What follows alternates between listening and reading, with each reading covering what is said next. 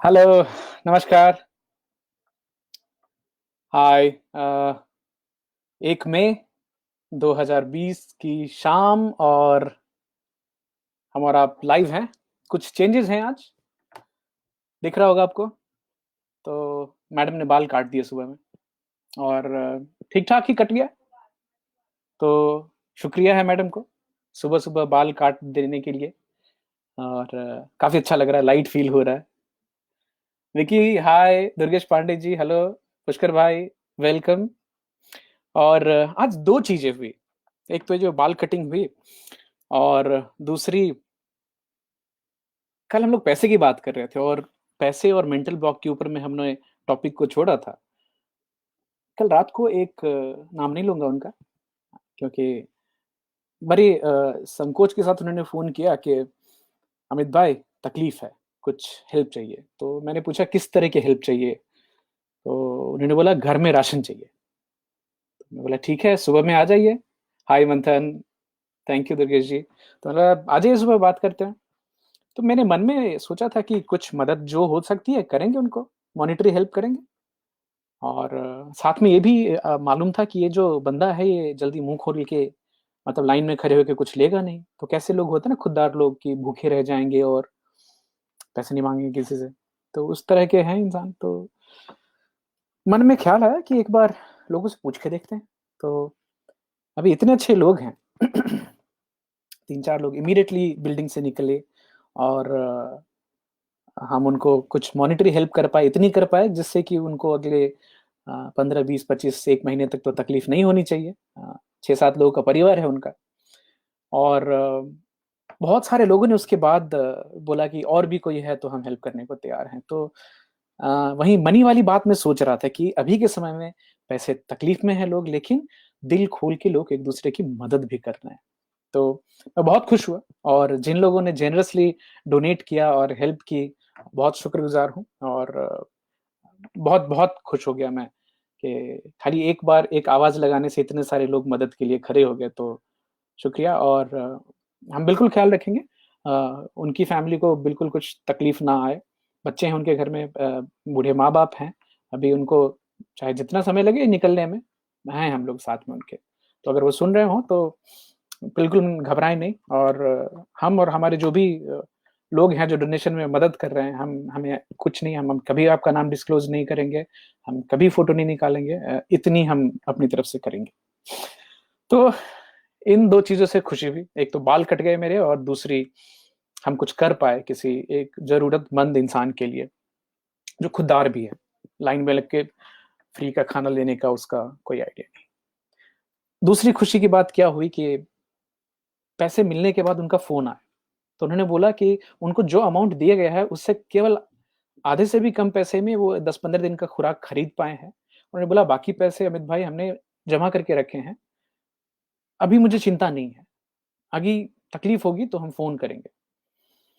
अभी बहुत दिल खुश हो गया और भगवान करे वो अच्छे से रहें। तो आप लोगों को भी अगर कुछ ऐसा मिलता है किसी की मदद करने का मौका, बिना फ़ोटो निकाले, बिना उनका नाम डिस्क्लोज़ किए, बिल्कुल करें। साथ के साथ मैं ये भी बताना चाहूँगा कि बहुत सारे लोग जिनको मालूम पड़ा वो ऑफ़र देने आ गए, पैसे देने लगे हैं। अ, बहुत सारे लोग जिन्होंने खाने की मदद, राशन की मदद, तो फैंटास्टिक डे फॉर मी। और आप लोगों को न्यूज़ मिल गई होगी तो कोई सरप्राइज़िंग नहीं है। ये सबके भले के लिए है तो उसका पालन करते रहेंगे। टॉपिक पे आते हैं और टॉपिक थी कि कल सब लोगों ने, मैंने पूछा था कि बचपन से आपने पैसे के बारे में क्या सोच के रखा था? तो आप में से कुछ लोगों के कमेंट भी आए थे कि राजीव जी ने बोला था पैसा हाथ का मैल है। और मंथन ने बोला था कि धनी लोग जो हैं वो 2 नंबर की कमाई करते हैं इसलिए वो धनी हो पाते हैं। खुद से कमाओगे तो पता चलेगा। तो ऐसे ही कुछ वाकयात। तो आपकी बचपन में जो पैसे के प्रति जो मेंटल इमेज थी और जो स्टेटमेंट्स आपने सुन रखे थे, मैं चाहता हूँ आप वो शेयर करें हमारे साथ। मैंने जो कुछ चीज़ें जो कल आपके साथ शेयर की थी कि पैसे पेड़ पे नहीं उगते, I am broke as a joke. अ, तुम्हें क्या लगता है हमारे पास पैसों का खदान है, अगर बच्चे ने किसी चीज़ की डिमांड कर दी। तो ये जो सेल्फ टॉक है कि बच्चे ने कुछ माँगा, नहीं, नहीं हमारे पास पैसे नहीं है, झड़क देना, मम्मा मुझे वो चीज़ चाहिए, नहीं। तो कैसे ब्लूप्रिंट बनती है, ये भी बड़ी इंटरेस्टिंग सी बात है। तो मैं चाहता हूँ कि आप लोग वो बताएँ कि आपने बचपन से आपका पैसे से क्या रिलेशन रहा है? मेरा एक बचपन से सुना था कि इनके हाथ से सोना भी छूटते हैं तो मिट्टी हो जाती है, और ये बिलीफ तो बचपन में ये बहुत ही स्ट्राइकिंग लगती थी। कल हमने बात की थी कि बहुत मेहनत करोगे तो पैसा मिलेगा। फिर मैंने कल आपसे सवाल पूछा कि फिर तो रोड पे जो हार्ड लेबर करने वाले लोग हैं, उनके पास तो बहुत पैसे होने चाहिए। तो फिर बचपन से ही मैं सोचता था कि मतलब इसमें कुछ तो तकलीफ है, कि अगर बहुत मेहनत करने वालों को पैसे मिलते हैं तो लेबरर्स तो दिन-रात हमेशा मेहनत करते हैं, बट हमेशा बेचारे गरीब ही रह जाते हैं मोस्टली। तो चल रही थी वो दिमाग में। पुष्कर भाई बोल रहे हैं, भाई हम लोग भी खाने के पैकेट बनवा के बँटवा रहे हैं। अ, हम लोग में हम सब शामिल हैं। तो मेरा इस तरह से बिल्कुल भी भाई ये नहीं बोलना है कि या आक्षेप या आलोचना किसी की नहीं कि कुल आप लोग नहीं कर रहे हैं। मैंने कुछ छोटी-सी हम लोगों ने की और हमें खुशी हुई, तो उसको शेयर करने की कोशिश की। भगवान आप सब लोग जितनी ज़्यादा हो सके करें, और मुझे मालूम है जो भी लोग यहाँ आ रहे हैं सब सब अच्छे लोग हैं, प्यारे लोग हैं, तभी तो हम सभी यहाँ इकट्ठे हुए हैं और एक-दूसरे की मदद कर पा रहे हैं। तो पुष्कर भाई बहुत-बहुत शुक्रिया, आप कुछ लोगों की मदद कर रहे हैं तो। दुर्गेश पांडे जी बोले, money is one of the best thing that should be earned in lots but utilization is important. हाँ, तो दुर्गेश पांडे जी आपने बचपन में सीखा कि अभी सीखा? ये आपका अभी का अनुभव है। राजीव जी बोल रहे हैं, once father had said please know the difference between need and greed. अच्छा, तो जरूरत और लोभ के बीच का फर्क समझो।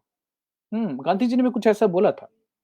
तो राजीव जी, एक जो है ये जो मनी की जो हमारी इमेज है, मेंटल इमेज जो पैसे के बारे में बनती है, ये बचपन से ही बनती है। तो जैसे कुछ और चीजें, जैसे लोग अक्सर बोलते हैं, और माँ-बाप ही बातचीत के दौरान सुबह काम पे जाना है, बोल रहे हैं, ये इस काम से मैं मर रहा हूँ, ये जॉब स्ट्रेस मेरे को ना मार डालेगा, कितना काम है यार, कितना काम। अब बच्चा सुनता रहता है, तो जॉब स्ट्रेस इज किलिंग मी, बच्चा सुन रहा है, बच्चा क्या बोलता है, अरे ये जॉब करना ना बहुत खराब होता है, मैं तो जॉब करूंगा ही नहीं, मनी में। सोचिए कहीं ये मेंटल इमेज बच्चे की आ गई कि ना जॉब करना बहुत स्ट्रेसफुल है, आदमी मर सकता है इससे, तो करना जरूरी नहीं है। हो सकता है। अभी एक और चीज है, पैसे के साथ ही हम पैसे की बात पे आएंगे, बट ये आप देखेंगे कि ये ओवर ईटिंग जो है, कल भी हमने बात करी, भूख लगी तो मैं भूख से मर रहा हूं तो ज्यादा खाना खाना। एक और चीज गौर करके देखिए, आप में से कितने लोगों को बचपन में सिखाया गया, हाय अर्चना जी, कि बचपन में सिखाया गया खाना बिल्कुल बर्बाद नहीं करना। अब नतीजा उसका ये है कि छोटे-छोटे बच्चों को देखता हूँ, लोग एकदम पटक के ठूस-ठूस के खिला रहे होते हैं, और पेडियाट्रिशियन तो बहुत परेशान रहते हैं। उनका बोलना है कि हर माँ-बाप आके एक ही चीज़ बताते हैं, खासकर अगर पहला बच्चा हो, मेरा बच्चा कुछ खाता ही नहीं, और बच्चे का वज़न जो है नॉर्मल से ज़्यादा है, फिर भी मेरा बच्चा कुछ खाता नहीं। तो ये पहले जो मोर्टेलिटी थी बच्चों की, चाइल्ड मोर्टेलिटी बहुत ज़्यादा होती थी। तो माँ और बाप के दिमाग में वो हार्ड वायर्ड है कि बच्चों को ओवर फीड करो, बच्चे मर जाते हैं।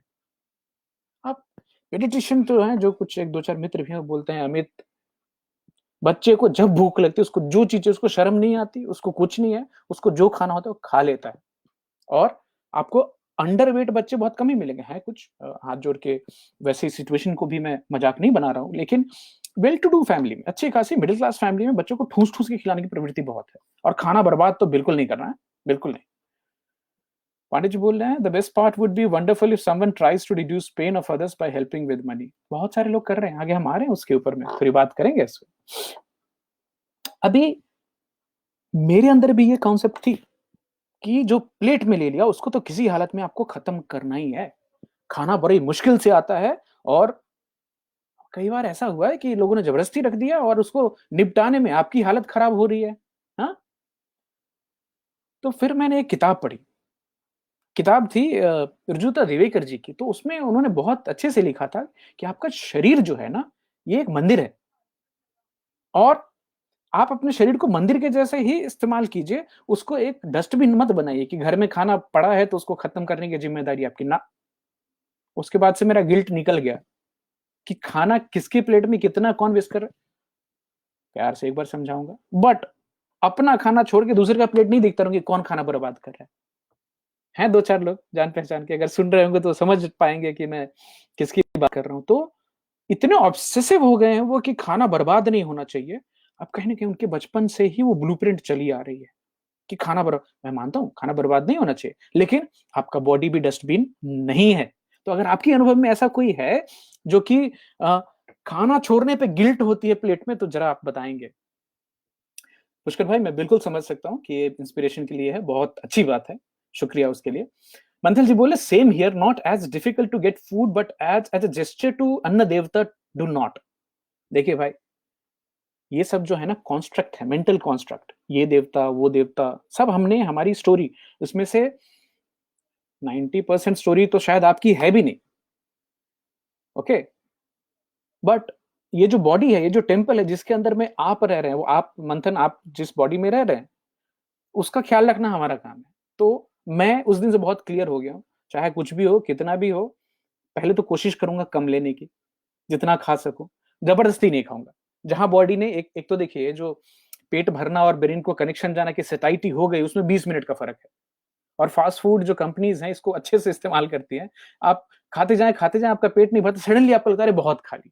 तो इसलिए हमारे कल्चर, हमारी सभ्यता में धीरे धीरे खाने को बोला गया है, एक चीज को चबाओ, आराम से खाओ, स्वाद लेके, कि ब्रेन और जो ब्रेन गट कनेक्शन है वो चलता रहे और आप ओवर ईटिंग ना कर पाए। तो एक और चीज यहाँ पे बताना चाहूंगा, your body is not a dustbin is one thing which I wanted to request. दूसरा ये बताना चाहूंगा कि ये कैसे साइकी डेवलप होती है। तो मैंने कई लोगों को देखा है कि जैसे ही आपसे पार्टी में है, अच्छे से बातचीत चल रही है, सब कुछ है, लेकिन जैसे ही खाने का जो शुरुआत होती है ना, सबसे पहले आइसक्रीम काउंटर की तरफ भागना, सबसे पहले। और उसमें बच्चे क्या, बूढ़े क्या, जवान क्या, जो मारा मारी हो जाती है भाई। तो एक ऐसे ही हैं, नाम नहीं लूंगा उनका, बड़ी इज्जत करता हूं उनको। तो मैं अक्सर देखता था वो पूरी थाली भर लेते थे। मतलब इतनी थाली भर लेना है कि आप थोड़ा ऐसे हो जाए तो गिर जाए कुछ चीजें। और जब भी खाने की जैसे घंटी बजती है ना, तो उनकी घंटी बजती थी और पूरे तन्मयता से वो खाना खाते थे। पसीने पसीने हो रहे हैं, मतलब लहूलुहान लथपथ, लेकिन खाने पे पूरा कंसंट्रेशन है, अच्छे खासे घर से। मतलब अभी जो उनकी स्टेटस थी, वो उसके हिसाब से उनका बिहेवियर नहीं था तब। मतलब आपके कितने भी क्लोज मित्र हों, अगर उनकी बॉडी से स्मेल आती है या बोलते हैं तो मुंह से बास आती है, तो बहुत कम ही लोग हैं जो हिम्मत करके जुटा के कान में जाके प्यार से बोल पाते हैं कि दोस्त कुछ बात बोलूं। तो मैंने भी एक दिन हिम्मत जुटाई और उनको पूछा कि दोस्त आपको एक फीडबैक दूं क्या। तो उन्होंने बोला हाँ बताओ। तो मैंने बोला देखिए, आप नॉर्मल बातचीत में, ऐसे मिलने जुलने में तो आप बड़े सभ्य रहते हैं, सभ्यता एकदम छलकती रहती है, सब कुछ है, भाषा वाषा सब, कपड़े। खाने के समय क्या हो जाता है? बोला क्यों, क्या हो जाता है खाने के समय? मतलब उस समय तो आपके ऊपर में देव आ जाते हैं, कोई की असुर आ जाता है, समझ में नहीं आता। आपको जो समझ में आया सब भर लेते हैं पूरा। और मैं भूल जाता हूँ कि वही मेरा मित्र है जो थोड़ी देर पहले था। और आपका तो पूरा कैरेक्टर ही अलग निकल के आता है उस समय। तो ये कैसे परिवर्तन होता है? यकीन मानिए, उनकी आंखों में आंसू आ गए, बड़े इमोशनल हो गए। तो मुझे लग गया बाप रे, इतना कौन सा मैंने इनको भारी बोल दिया कि ये। तो मैंने उनका हाथ वाथ पकड़ा और बोला कि भाई ये क्या हो गया। मैं भी उनको याद करके थोड़ा इमोशनल हो रहा हूँ। तो उन्होंने बोला कि हमें, हमारी जो बचपन थी ना वो बहुत ही तकलीफ वाली गुजरी थी। और मैं अपनी फैमिली का पहला इंसान हूँ जिसने नौकरी की, नहीं तो पिताजी जैसे तैसे करके घर चला लिया करते थे। और 3-4 भाई बहन, खाना माँ जो भी पिताजी लेके आते थे वो बनता था। और सबको एक साथ एक ही थाली में माँ खाना दे देती थी। और उस समय मैं छोटा भी था, बाकी भी थे, तो कौन कितनी जल्दी खा सकता है, तो पेट भरता था। अभी एक बच्चा जिसने अपनी जिंदगी वो खाने के लिए स्ट्रगल में बिताई है, और वो आज उनके पास सब कुछ है, जो आप नॉर्मल ज़िंदगी में बोल सकते हैं, लेकिन उनके वो मेंटल इमेज में रह गई कि खाना जो है ना उसको जल्दी खाना है। तो मैंने उनको गले लगाया, बोला कि कोई बात नहीं, अभी ठीक है आपको रियलाइज़ेशन हुआ है तो। और यकीन मानिए उसके बाद उनमें बहुत ये चेंज देखा मैंने फूड के प्रति। और वो मज़ाक में कभी-कभी पार्टीज़-वार्टीज़ में या फिर ऐसे जहाँ मिलते थे पूछते थे, "अभी मैं ज़्यादा नहीं ले रहा हूँ ना?" तो मैं हाथ जोड़ के बोलता, "हाँ, नहीं ले रहे हैं आप।" बट ये मेरे दिल को लग गई ये बात कि कोई कोई आदमी अपने बचपन की चीज़ को एज़ अ डिफ़ॉल्ट बिहेवियर लेके चल सकता है, तो ये मेरे लिए एक सीख थी। मंथन कुछ लिख रहे हैं, "it's inverse, parents taught to take food 10 times but don't waste in plate." ये पता नहीं मंथन, ये ठूस-ठूस के खिलाने वाली जो ये शायद इंसानियत ने अपने बहुत सारे बच्चों को पहले खोया है, तो पहले के लोगों में ये भी मेंटालिटी थी ना कि 5, 7, 10 बच्चे रहेंगे तो 1-2 सर्वाइव कर पाएँगे। हाय श्वेतांक, हाय अंचल, थैंक यू फॉर जॉइनिंग। तो वो ओवर ईटिंग की बात थी। चलिए मैं समझ रहा हूँ कि अभी हमने समझ लिया इस बात को। हाँ, बिल्कुल दुर्गेश पांडे जी मैं बिल्कुल इससे एग्री करता हूँ कि खाना उतना ही लेना चाहिए जितना आप खा पाएँ, बिल्कुल। अरुण नायक जी बोल रहे हैं, इन आयुर्वेद इट्स कॉल्ड भस्मक डिसीज़। अच्छा, बीमारी भी है ये? हाँ। एक और चीज़, नायक जी आप ही बताएँ कि आज मैं देखता हूँ कि बहुत सारे लोग हैं स्लम्स में रह रहे हैं, गरीबी में हैं, मोटापे की कमी नहीं है, गौर कीजिएगा। दूसरी तरफ मैं ये भी देखता हूँ कि बहुत ही सक्सेसफुल लोग हैं, पढ़े-लिखे लोग हैं, रिच हैं, करोड़पति हैं, ऐसे दुबले-पतले हैं। तो ये खाने की कमी ये सब मेंटल मेकअप है आदमी का, जिसके हिसाब से आदमी खुद को एक और चीज़ है जो पैसे वाले लोग हैं तो वो चुनिंदा चीज़ें खाते हैं, कम खाते हैं, न्यूट्रिशन का ख्याल रखते हैं। तो फ्रॉम जर्नी कहाँ से हुई? पेट भरने से लेकर के न्यूट्रिशन तक की जर्नी। मैं चाहता हूँ आप सब इसमें खुद को ट्रेन करें और हमारे शाइनिंग एग्ज़ाम्पल हैं आज मिले हैं हमारे मित्र, मैं आपका नाम नहीं लूँगा, आप खुद से बताएँ। उन्होंने बताया कि ज़िंदगी भर उनकी जो कॉन्सेप्ट थी कि ब्रेकफ़ास्ट के बिना तो आदमी चल नहीं सकता। आज वो इंसान बिना ब्रेकफ़ास्ट के मुझे 11-12 बजे मिले, बोले, "अमित भाई बिल्कुल फैंटास्टिक फ़ील कर रहा हूँ, अच्छा लग रहा है मुझे, कोई दिक्कत नहीं।" तो इंटरमिटेंट फास्टिंग जो है, वो पूरी ये जो भरपेट खाने वाली जो बात है उसके बिल्कुल एंटी है और जब इसको आप करते हैं तो आपको खुद पे इतना अच्छा लगता है और ये आपको लगता है आपके पास इतनी बड़ी पावर थी, आप हज़ारों कैलोरीज़ तो अपनी बॉडी पे हमेशा से लेके चल ही रहे थे, लेकिन कभी उसको बॉडी को यूटिलाइज़ करने का मौका ही नहीं दिया। अभी जब भी आप ब्रेकफ़ास्ट अवॉइड कर पा रहे हैं, 15-16 घंटे बिना कुछ खाए रह रहे हैं, आपकी बॉडी में ऑटोमैटिक कीटोसिस हो रही है। आपकी बॉडी सीख रही है कि फैट कैसे गलाया जाए। तो आप बाकी 2 मील लंच में, डिनर में जो मर्ज़ी खाएँ, पूरी चैलेंज और गारंटी के साथ बोल रहा हूँ, आपको इमीडिएट फ़ायदे तो दिखेंगे, दिखेंगे। ऑलराइट तो आगे बढ़ते हैं। पैसे से रिलेटेड ही एक और बात है कि 70% जो लोग हैं, जो लॉटरी जीतते हैं, बड़ी-बड़ी लाखों करोड़ों जीतने वाले लोग की बात हो रही है। हाय, हाय शुभेंदु जी, वेलकम। तो करोड़ों जीतने वाले लोग 70% लोगों को देखा गया है कि वो अ, 3 साल के अंदर में करोड़ों रुपए आए, 3 साल के अंदर वापिस उसी हालात में होते हैं जहाँ पे लॉटरी जीतने के पहले थे। अब बताइए, हमारे यहाँ मुंबई में आप लोगों ने सुना होगा यहाँ के जो ओरिजिनल इन्हेबिटेंट्स हैं जिनकी खेत थी अभी जो लोग दिल्ली के आस-पास के हैं या जिनके भी ये बड़े शहर के पास ज़मीन है तो आपको ये मालूम पड़ता होगा ना सडनली ज़मीन के भाव बहुत बढ़ जाते हैं और जो लोग ज़मीन बेच करके बहुत सारा पैसा उनको सडनली मिल जाता है। मेरे साथ एक वाक़या हुआ था, एक बड़ी इंटरेस्टिंग स्टोरी है। तो मैं एयरटेल के लिए क्लासेस लेता था तो उस समय इंजीनियर्स को पढ़ाते थे हम लोग, ट्रेनिंग देते थे। तो उसमें हम लोगों ने कुछ कॉलेज से टाई अप किया हुआ था, तो हम उनके क्लासरूम को यूज़ करते थे, उनकी जो छुट्टियाँ चल रही थी उस समय उनकी। तो उनके जो कैंटीन थे उसको भी इस्तेमाल करते थे। तो हमारे बैच में कितने 25-30 लोग होते थे और तो उनके लिए खाना, लंच का इंतज़ाम तो वो हम कैंटीन वाले को बोलते थे कि आप बनाओ जो रेट से होता है और कॉलेज बिल करती थी एयरटेल को, उस बिल में वो क्लियर होता था। तो खारघर में एक कॉलेज है, तो वहाँ पे हमारी प्रोग्राम चल रही थी, तो मैंने ही बात की थी, वो जो केयरटेकर थे, वहाँ प्यून जो थे, वही वहाँ का कैंटीन भी चलाते थे। तो मैंने उन्होंने कुछ 50-60 रुपए कोट किया हुआ था चावल, दाल, 2 चपाती एंड तो मैंने उनको बोला कि कुछ लोगों ने 1-2 दिन खाने के बाद फीडबैक दिया कि सर चपाती बढ़ा दीजिए। तो मैंने उनको बोला कि देखिए भाई 50 के बदले आप 10-20 रुपए बढ़ा लीजिए और लोगों को 1-2 चपाती और दे दीजिए। तो वो बिल्कुल मुकर गए कि नहीं हम नहीं बढ़ा सकते, कैसे बढ़ेगा? हमारा कॉस्ट है, ये है। तो मैं उनको बहुत कोशिश की मैंने समझाने की, कि देखो भाई, तुम 50 रुपए की जो थाली बेच रहे हो उसको 70 ले लो, 2 चपाती दे दो, आपको प्रॉफिट भी रहेगा, तुम 80 ले लो, हमें कोई प्रॉब्लम नहीं है। नहीं माने वो, बहुत तकलीफ हुई उनको समझाने। बाद में वहां के जो प्रोफेसर थे उनको बोला तो वो उनको समझा पाए, और उन्होंने बोला नहीं, वो सीधे साधे हैं तो समझ नहीं पाते, उनको मैथ्स उतना नहीं समझ में आता है। तो बोला ठीक है। मैंने उनको थोड़ा समझाया भी, कैसे यार तुम समझ नहीं पा रहे हो, और वो प्यू नहीं थे वहां के, तो प्रॉपर यूनिफॉर्म में रहते थे। अभी हमें शाम को ना कभी कभार हम खारगर स्टेशन से जाके ट्रेन लेकर के वैसे ही आते थे, फिर वो लगा डिफिकल्ट हो रहा, तो बाद में कंपनी ने खार देना चालू कर दिया था। तो उस दिन हम स्टेशन ही जा रहे थे, तो रास्ते में सडनली बाजू में, तो हम वॉकिंग डिस्टेंस था, तो हम बोले जस्ट क्रॉस करेंगे और चले जाएंगे स्टेशन पे। तो स्कॉर्पियो आके रुकी बड़े स्पीड से, और खिड़की खुली, और आदमी ने बोला सर चलिए, आपको कहाँ चलना है, छोड़ देता हूँ। मैं बोले आदमी तो पहचाना हुआ लग रहा है, बट मैं तुरंत रिकलेक्ट नहीं कर पाया। तो बोला अरे पहचाना नहीं, मैं कैंटीन वाला। तो भाई साहब वो स्कॉर्पियो पे बैठे थे, अभी उन्होंने यूनिफॉर्म हटा दिया था, सफेद कपड़े पूरे, ये मोटी गले में चेन, ये हाथ में वो चेन, तो वो सब ड्यूटी के समय हटा देते थे और ड्यूटी से निकले स्कॉर्पियो में बैठे।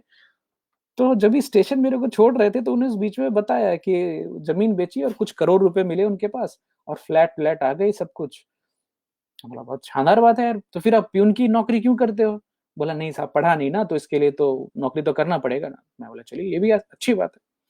अभी वहां के जो प्रोफेसर साहब थे उनसे मेरी कुछ दिनों पहले बातचीत हो रही थी, तो मैंने पूछा वो कैसा कर रहे हैं? वो बोले वो वापिस वहीं। बोले वो वापिस वहीं कहाँ?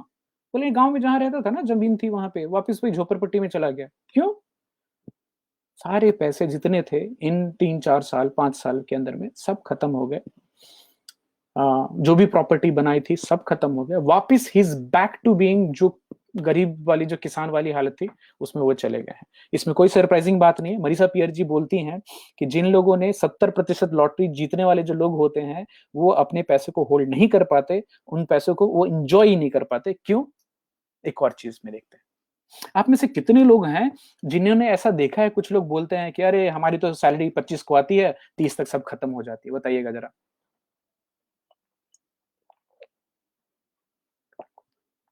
ऐसे कुछ एग्जाम्पल हैं जिनके, या बोलते हैं मेरे हाथ में तो पैसा टिकता ही नहीं, पैसा निकल जाता है हाथ में जैसे छेद होता है। ऐसे एक रॉक स्टार हैं, नाम नहीं लूंगा उनका, बरिसा ने भी नाम नहीं लिया है। करोड़ों कमाए उन्होंने, करोड़ों कमाए, और करोड़ों गंवाते भी उनको समय नहीं लगा। बहुत सारे आपको हॉलीवुड बॉलीवुड में एग्जाम्पल मिल जाएंगे, जिन्होंने स्पोर्ट्स में मिल जाएंगे लोग, जिन्होंने सडनली इतने पैसे कमाए और उसको हैंडल नहीं कर पाए, चले गए। तो मरीसा पियर्स जी ने उन लोगों से क्लोजली बात की, उनको पता चला कि उनके दिमाग में, उन्होंने बोला कि हम मैं जब भी बच्चा था तो मेरे पिताजी जो कमा के लाते थे वो 2 3 दिन के अंदर में खत्म हो जाता था। राजीव जी आप जानते हैं ऐसे कुछ एग्जांपल्स को? बहुत बढ़िया है, बहुत बढ़िया।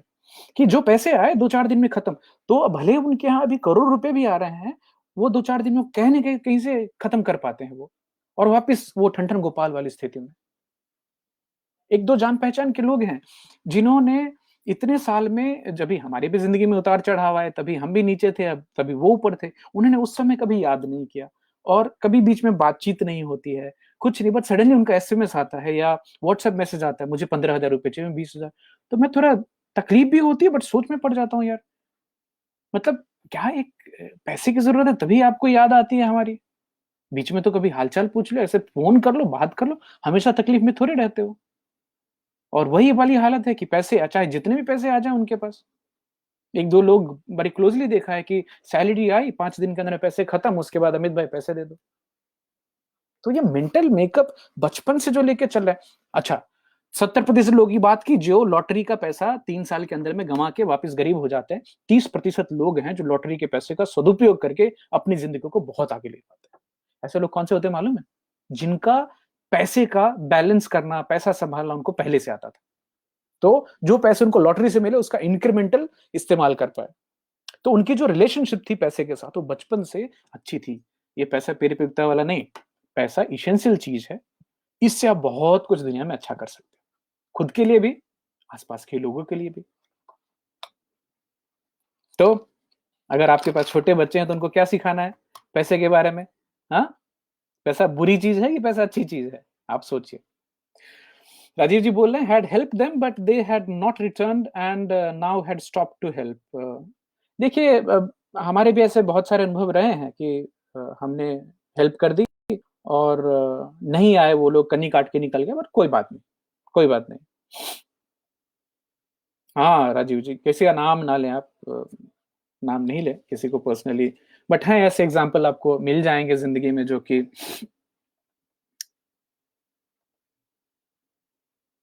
मतलब हैं, ऐसे चल पाते हैं। तो देखिए, ये खाली पैसे की बात नहीं है, ये तो आपकी बचपन से जो आपने टेम्पलेट ऑफ प्यार या फिर मनी की जो टेम्पलेट चाइल्डहुड में आपने वो सीख ली ना, आप उसको लेकर चलते हैं। और हमारे दिमाग में एक ट्राइबल बिहेवियर होता है। ट्राइबल बिहेवियर क्या है? Return to the tribe.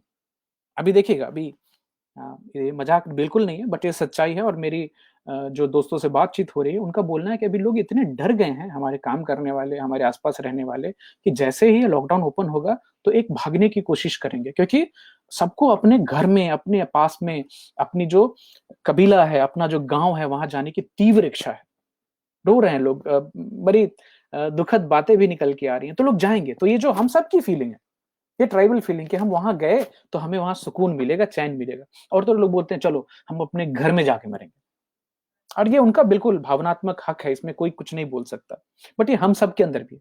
अब एग्जाम्पल मरीसा पियर जी बताती हैं कि एक ऑस्कर विनिंग डायरेक्टर है, और लाइफ में बड़े मतलब क्या बताऊं, उनकी शांति नहीं, तो वो उन्होंने थेरेपी के लिए मरीसा पियर्स जी को कांटेक्ट किया। तो मरीसा पियर्स जी ने उनको बातचीत के दौरान बोला कि मैं आपकी मूवीज को बहुत पसंद करती हूँ। तो उन्होंने बोला ना ना ना, कुछ अच्छी मूवी नहीं थी। बोला अरे क्या बात करते हैं, उस मूवी को तो, उसमें तो आपको ऑस्कर मिला था। अरे नहीं नहीं, उस साल तो नॉमिनेशन ही कमजोर थे तो मेरी मूवी। बोले नहीं, आप तो अगले साल भी जीते ऑस्कर्स तो। नहीं, ऐसा कुछ नहीं है, उस साल भी नॉमिनेशन मतलब ढंग के थे नहीं, ऐसा मेरी मूवी में कुछ नहीं था। तो मरीसा पियर जी ने देखा कि इस बंदे में ये प्रेज एक्सेप्ट करने की तो बहुत कमी है। इसकी कोई बड़ाई करे तो ये बड़ाई, खुद को बड़ाई के लायक ही नहीं समझता है। और डीप पूछा कि ये कहाँ से है, क्या चल रहा है। तो उनसे पूछा कि अपनी जिंदगी के बारे में बताइए, आप कैसे रहे हैं, क्या हुआ। तो उन्होंने अपनी बचपन से कहानी शुरुआत की। और उनके पिताजी उनको बोला करते थे कि तेरे में कुछ है नहीं, तेरे में दम नहीं है, तू कभी भी जिंदगी में कुछ नहीं कर पाएगा। और हमारे जैसे जो लोग होते हैं ना, ये गरीब तबके जो लोग हैं, ये हम जिंदगी में ऐसे सपने नहीं देख सकते। गली बॉय में भी आपको ये सीन याद आ जाए कि हमारे जैसे लोग सपने नहीं देख सकते, राइट। तो ऑस्कर विनर डायरेक्टर के बाप ने ये बचपन में उनको बात बताई। अभी उन्होंने मेहनत की, टैलेंट थी उनकी, उनकी क्रिएटिविटी थी कि वो सक्सेसफुल हुए, उनके पास पैसे भी आए, रिकग्निशन भी आई, बट वो उसको एंजॉय नहीं कर पा रहे। क्यों?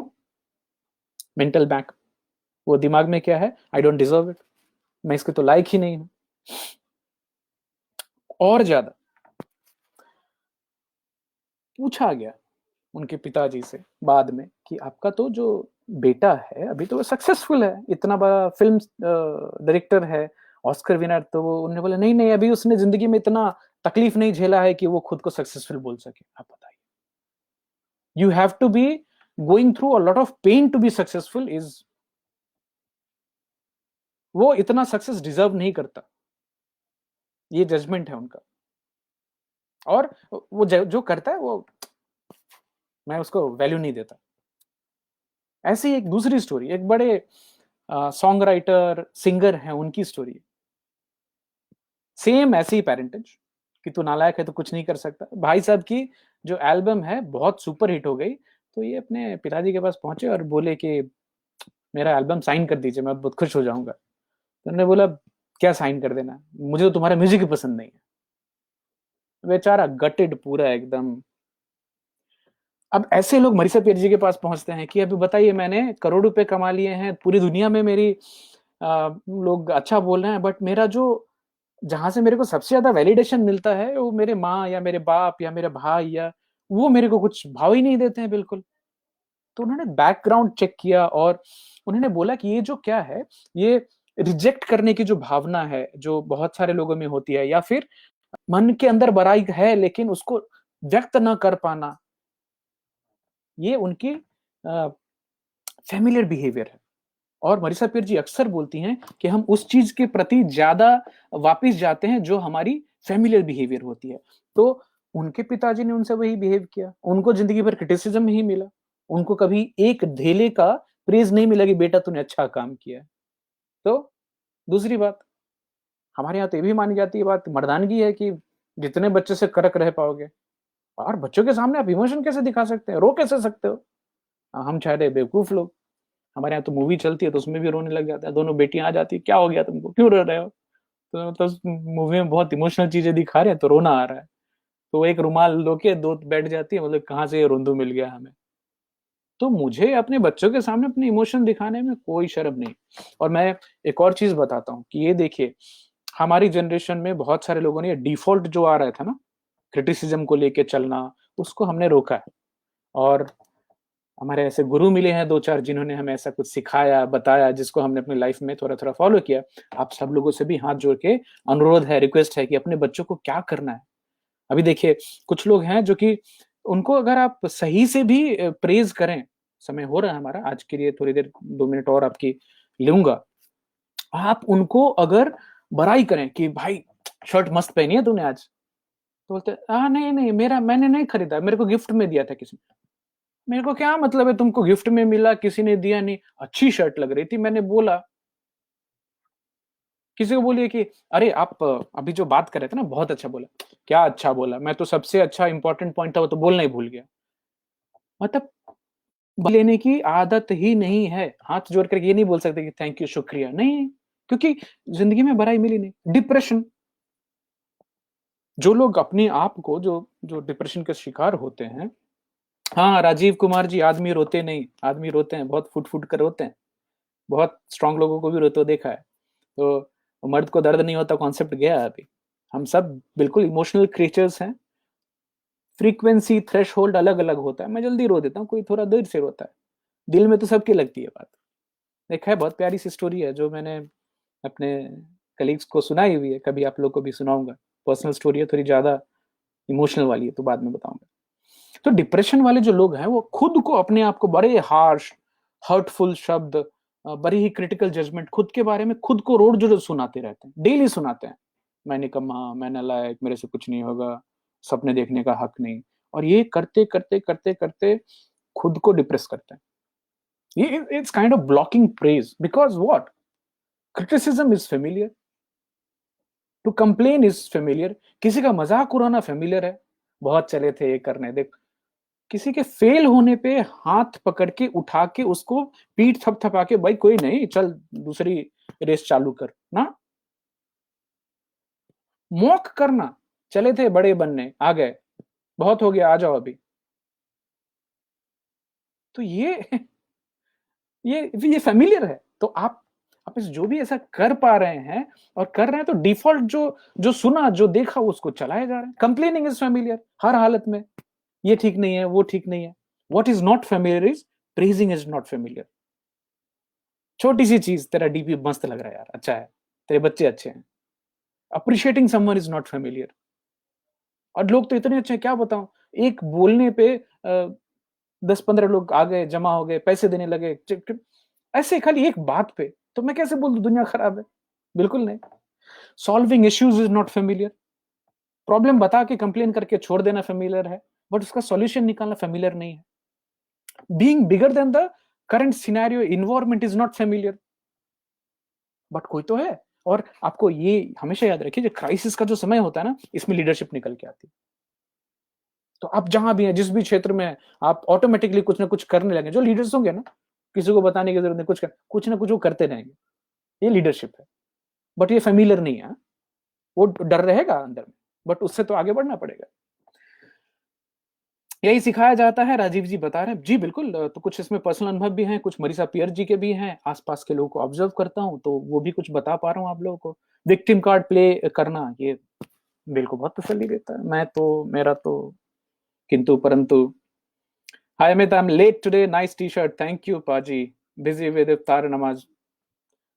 आप एक तो बहुत अच्छी बात है, मेरे एक और मित्र हैं, तो मैंने उनको बीच में बोला कि कॉफी ब्रेक पे हम लोग मिलते हैं, बोले नहीं, आज तो 5वां दिन चल रहा है रोजे का, तो भूल गया। तो बोला अरे बाप रे। फिर मैंने उनको इंटरमीडिएंट फास्टिंग की बात बताई कि भाई वैसे तो हम भी रात को जो डिनर करते उसका सीधा लंच करते, तो बोले भाई आप भी रोजा में हैं साथ में, फिर 15-16 घंटे। और जो शहरी और इफ्तार के बीच का जो टाइम होता है 12 घंटे, तो कर सकते हैं। और अच्छी बात ये है कि अभी जो भी मेरे मित्र, जो भी भाई लोग रोजा रख रहे हैं, उनको भी पता ही नहीं चल रहा कि रोजा कैसे कट जा रहा है, क्योंकि पहले तो काम भी करते थे, बाहर जाते थे। हाँ, राव भाई बताएंगे आप, तो अभी कैसा कट रहा है रोजा? पता है, लग ही नहीं रहा होगा बॉडी को, क्योंकि दिन भर घर में ही रहना है। इसमें पहले आप काम भी करते थे, सब कुछ होता था।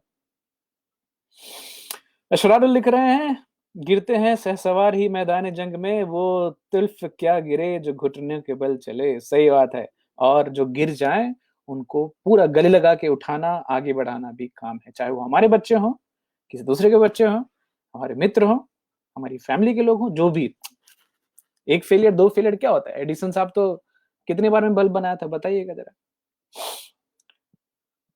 और रऊ भाई, ये थोड़े बड़े शब्दों से मुझे डर लग जाता है, तो what do you mean by authentic leader, बताइएगा जरा। ऑलराइट। सो आप में से कितने लोगों ने सुना है कि ये जो पैसा है ना, ये सारी बुराइयों की जड़ है? सुना है मैंने कुछ लोगों से कि पैसा जो है वो सारी बुराइयों की जड़ है। विकी, आपकी बात को मान करके 40 मिनट तक जाते हैं, बट 40 मिनट्स में पक्का क्लोज कर देंगे इसको। अभी उन लोगों से जिन्होंने ये मेंटली सोच के रखा कि पैसा बुरी चीज है, पैसे वाले लोग बुरे होते हैं, मैं कुछ नाम लूंगा लोगों के। Bill Gates, bill Melinda Gates दुनिया की सबसे बड़ी फाउंडेशन चलाते हैं वॉरेन बफे के साथ। वॉरेन बफेट ने और बिल गेट्स ने अपने 50% जितना भी कमाया था सब डोनेट कर दिया। घर के पास आते हैं शिव नादर जी, HCL कंपनी के, जिनके म्यूजिक ऐप को आज मैंने शेयर किया था। बाकी म्यूजिक ऐप कंपनीज पैसे मांगती है डाउनलोड का, उन्होंने पूरी जिंदगी जो भी जिन भी आर्टिस्ट को सबको रॉयल्टी वॉल्टी दे दी है, पूरा फ्री है, जो डाउनलोड करना है कर लो। तो जो भी क्लासिकल म्यूजिक के शौकीन है, HCL म्यूजिक ऐप डाउनलोड करें, लिंक मैंने फेसबुक पे डाला हुआ था। शिव नादर जी ने यूनिवर्सिटी चलाई, बहुत सारी चैरिटी चलाते हैं। नारायण मूर्ति जी हैं, रतन टाटा जी हैं, अजीम प्रेम जी हैं, जो विप्रो कंपनी के मालिक हैं, हजारों करोड़ रुपए दान कर चुके हैं। इतनी सारी उनकी चैरिटेबल इंस्टीट्यूट चलती हैं, हॉस्पिटल्स। तो जो लोग ये सोच कर या ये दिमाग में लेकर चल रहे हैं कि सारे पैसे वाले बुरे होते हैं, पैसा सारी बुराइयों की जड़ है, ऐसा नहीं है। हर तरह से हर जगह पे कुछ, मतलब आपके हाथ की उंगलियां भी बराबर नहीं, तो इंसान कैसे सब बराबर हो जाएंगे? बट आपकी जो मेंटल आउटलुक है, जो बचपन से आप लेके चल रहे हैं, वो कहीं ना कहीं आपको बहुत अच्छी तरह से प्रभावित करेगी। Right. So topic number mental health, money, and the impact on life would continue on day 3 also. आज की जो बात है, दुर्गेश पांडे जी, क्या सुना है आपने, जरा बताएंगे? आज की बात को हम यहीं विराम देंगे।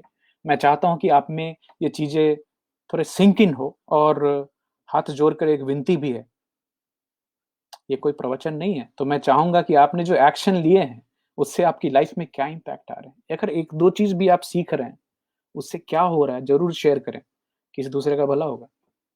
राइट। आप में से कितने लोगों ने टाइनी हैबिट चालू की है, सुबह उठ के ये बोलना कि आज का दिन शानदार होने वाला है? यकीन मानिए, बहुत अच्छा है।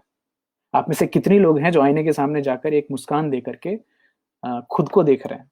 आप में से कितने लोग हैं जो बीच बीच में रुक के खुद को पूछ रहे हैं कि दिमाग में चल क्या रहा है, क्यों चिंतित हूं मैं, क्यों घबराया हूं मैं? पूछें, करें आप।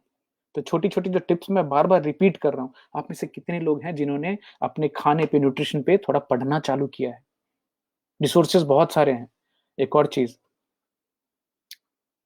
मेरी मैडम पूछ रही थी कि ऐसा क्यों होता है कि कोई जो इंसान है उसको सब कुछ बताया जाए, दिया जाए, आप उनको सब कुछ सामने ला के दे दें, बेस्ट मेडिकल एडवाइस दे दें, सब कुछ दे दें, उसके बाद भी आदमी में परिवर्तन क्यों नहीं होता है? तो मैंने भी ये सवाल अपने एक बड़े गुरु से पूछा था, तो उन्होंने फिर गंभीर हो गए, फिर कंधे पे हाथ डाल के बोले कि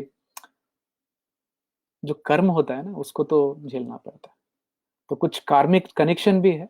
बाकी मेरा हाथ जोड़ के आप सबसे निवेदन है, गीता सबके घर में रहती है, बट कब उठा के आप पन्ना एक खोल के देखेंगे, इसके ऊपर में आपका समय, जो नायक जी कल प्रारब्ध बोल रहे थे, तो उसका भी असर होता है। कोई नाराजगी नहीं, कोशिश ये है कि आप में से कुछ लोग जगें।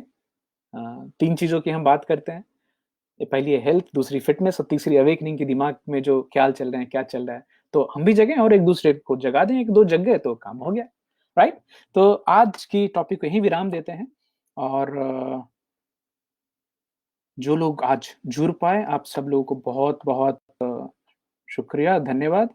Vicky thank you, Durgesh Pandey ji thank you, Pushkar भाई थैंक यू सो मच, मंथन हाय, उम्मीद है आप अच्छा कर, thank you so much for all your comments, Durgesh ji, Archana ji hello, Pushkar भाई thank, I know it was for inspiration only. हाँ हाँ हाँ, मंथन जी बोल रहे हैं प्लेट में खाना छोड़ने की आदत, it is difficult to get food but adjusted to अन्न देवता। हाँ, तो मंथन एक्चुअली हम ही सिखाते हैं 10 गुना ज्यादा लेना। नायक जी मैं बात करूंगा आपसे भाष्मक वाला जो आपने बोला कि ज्यादा खाने की बीमारी भी होती है। शुभेंदु जी उम्मीद है आप अच्छे होंगे, thank you so much for your comments. और राजीव जी रिक्वेस्ट यही रहेगी अच्छे लोगों की मदद करते रहें। मेरे दादाजी बोला करते थे कि नेकी कर कुएं में डाल, तो रिटर्न की आशा नहीं करनी है, करते रहें। आदमी रोते नहीं, आज के आदमी रोने लग गए हैं, हम लोगों ने थोड़ा गेम चेंज कर दिया है, और उम्मीद है हमारे उसके लिए 2-4 बार एक बार तो थैंक्स तो बोल ही देंगे। अशर thank you so much for joining, उम्मीद है आपका रोजा अच्छे से चल रहा होगा। रूप भाई ऑथेंटिक लीडर आपने बोला। दुर्गेश जी बोलते हैं लोग बोलते हैं पैसा बहुत बुरा है, हालांकि आई डोंट नॉट अग्री, बिल्कुल अग्री नहीं होना चाहिए। इतनी सारी अच्छी चीजें आप कर सकते हैं पैसे से, बताइए। राव जी बोलते हैं authentic leader is one who positive with truthful self concept also promotes openness. अच्छी बात है, बहुत अच्छे विचार हैं आपके। राजीव कुमार जी बोल रहे हैं moment of inertia, agree, I agree. Durgesh Pandey ji बोले session should be for 1 hour, मैं कर सकता हूँ दोस्त, लेकिन बहुत सारे लोगों की ये आती है कि लंबा बहुत हो जाता है और हमारे बहुत सारे काम रुक जाते हैं, तो एक गिल्ट भी होती है सेशन छूटने की। तो एक 35-40 मिनट्स रखते हैं, कल वापस मिलते हैं, कंटिन्यू करेंगे। इस बीच में मैं थोड़ी और रिसर्च करता हूँ, आप भी करें। राजीव कुमार जी लिखते हैं धन की सुनते सब हैं बस करते नहीं। चलिए बढ़िया है। तो मैं चाहूंगा कि ये जो हमारी प्रवचन तक ही ना रह जाए, आपकी लाइफ में कुछ पॉजिटिव चेंजेस आए और आप उनको हमारे साथ शेयर जरूर करें, तो कैसा रहता है आपका अनुभव। इसके साथ ही आज विदा लेते हैं, कल मिलते हैं, और आपने देख ही लिया होगा 15 दिन का एक्सटेंशन ऑल मिल गया है, तो अगले 15 दिन तो हम आप रोज शाम को मिलते ही रहेंगे। चलिए bye bye, take care, thank you sir.